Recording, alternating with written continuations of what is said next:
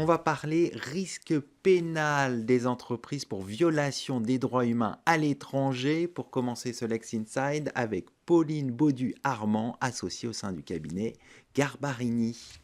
Pauline Baudu-Armand, bonjour. Bonjour Arnaud, merci de votre invitation. Le risque pénal des entreprises françaises pour violation des droits humains à l'étranger soulève des questions fondamentales, des enjeux majeurs en matière de responsabilité juridique et de prévention. On va en parler ensemble. Mais tout d'abord, comment la loi française sur le devoir de vigilance encadre-t-elle la responsabilité des entreprises en matière de violation des droits humains à l'étranger ?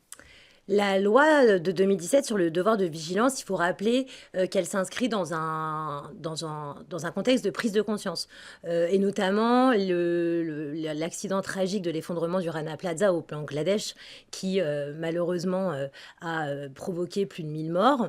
Et cet accident va créer une prise de conscience, et notamment en France, et sous l'impulsion de certaines organisations comme Amnesty, la France va édicter une loi et va promulguer une loi qui porte ce devoir de vigilance. Et ce devoir de vigilance, il va imposer aux entreprises françaises qui sont dans le champ d'application de cette loi de prendre des mesures concrètes et d'établir un plan de vigilance pour envisager et anticiper les atteintes aux droits et notamment aux droits humains. Et ce qui est important de savoir, c'est que la France est le premier pays à l'échelle mondiale qui va promulguer ce type de texte et qui va imposer et qui va soumettre les entreprises à une responsabilité civile en cas de manquement à leurs obligations de prévention aux atteintes des droits humains, et notamment à l'étranger. Alors justement, vous évoquez la prévention, on va s'y intéresser tout de suite. Quels sont les mécanismes de prévention des violations de droits humains qui sont imposés par ce cadre juridique que vous venez de décrire ? Alors, la loi du devoir de vigilance, elle est très courte, elle n'a que 4 articles. Mais le premier mécanisme de cette loi, il est codifié à l'article L225-102-4 du Code de commerce et il pose l'obligation de mettre en place un plan de vigilance. Ce plan de vigilance, c'est ce mécanisme de prévention qui est le plus important et qui doit comporter 5 mesures. Et notamment, parmi ces 5 mesures, il y a une cartographie des risques qui doit être prise par les entreprises. Il y a des mécanismes de contrôle, notamment des sous-traitants et des filiales. Il y a des actions concrètes de prévention. Il y a aussi la nécessité de mettre en place un système d'alerte et de signalement des atteintes. Et enfin, évidemment, il y a un système de contrôle des actions qui doit être mis en place par l'entreprise, avec la particularité, c'est que ce plan de prévention, il est public. C'est-à-dire que les entreprises doivent le publier et le faire figurer dans leur rapport de gestion. Donc, le but, c'est assurer la transparence des actions de l'entreprise. Tout à fait. Et les y contraindre. Pour anticiper. Un autre axe de ce cadre juridique, c'est la responsabilité qu'on va pouvoir mettre en jeu. Comment les juges français interprètent-ils la responsabilité pénale des entreprises dans un contexte international ? Alors, le devoir de vigilance dont on vient de parler, c'est un contexte de responsabilité civile, d'ailleurs qui est sanctionné, évidemment. Mais à cela s'ajoute aussi une responsabilité pénale. Cette responsabilité pénale, en fait, on en entend beaucoup parler parce qu'il y a beaucoup d'affaires emblématiques, comme l'affaire Lafarge, qui a été mise en cause pour des faits de financement du terrorisme, pour le groupe terroriste Daesh. Et le juge pénal intervient, puisque, pour exemple, au premier semestre 2024, il y a eu 13 procédures judiciaires qui ont été initiées en France pour des multinationales françaises qui sont mises en cause dans des violations de droits humains à l'étranger.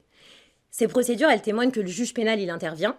Il intervient parce que le code pénal lui permet.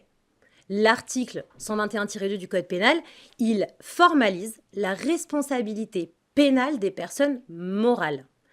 Quand on a dit ça, la question qui se pose, c'est de savoir l'étendue de cette compétence dans un contexte transnational. Et là aussi, le code pénal intervient parce que le juge pénal, la loi pénale, elle a une compétence qui est double. Elle a une compétence qui est active, c'est-à-dire que tout fait commis par un Français à l'étranger déclenche l'application de la loi pénale française. Et on pourrait se dire, un Français, c'est une personne physique. Mais non, puisque la Cour de cassation là-dessus est intervenue et précise bien que ça s'applique aux personnes morales. Ça, c'est le premier type de compétence. Il y a une compétence qui est territoriale. De la même manière, on peut se dire, c'est un fait commis sur le sol français. Ce n'est pas si simple, puisque la loi française et la loi pénale s'appliquent si un fait participe matériellement à une infraction qui est commise à l'étranger ou s'il est indivisible avec cette infraction.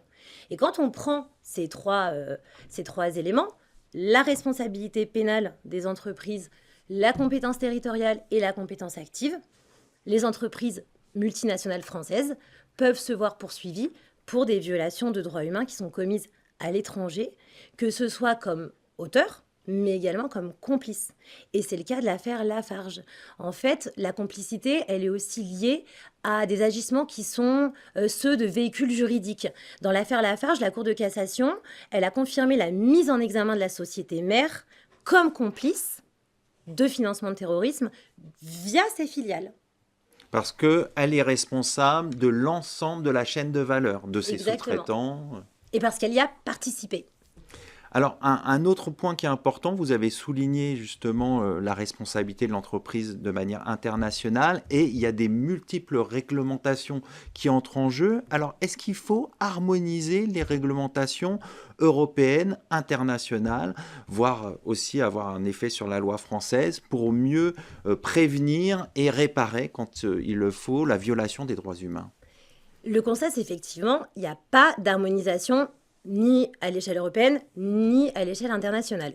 Et aujourd'hui, la responsabilité pénale des personnes morales, elle dépend du droit de chaque État duquel dépend une société. Ce qui fait qu'on se retrouve dans des contextes et des contextes juridiques qui sont très hétérogènes et qui créent une double difficulté. Et la première, c'est que comme il n'y a pas d'harmonisation, évidemment, on a certains de nos pays voisins ou nos partenaires économiques qui ont des législations qui sont moins ambitieuses que les nôtres ou qui sont plus laxistes. Ça, c'est la première difficulté. Et la deuxième, c'est que le droit pénal international s'est toujours refusé à sanctionner les personnes morales. Les tribunaux militaires ne sanctionnent pas les personnes morales, uniquement les personnes physiques.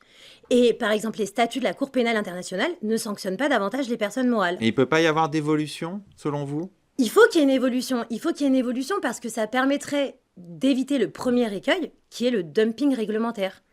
Et ce dumping réglementaire, il peut inciter des entreprises à s'installer juridiquement dans des États où la législation en matière de responsabilité pénale des entreprises, elle est plus laxiste. Ça, c'est le premier écueil qu'il faut éviter, enfin qu'il faut en tout cas gérer. Et la deuxième, c'est qu'il y aurait des vertus à une harmonisation.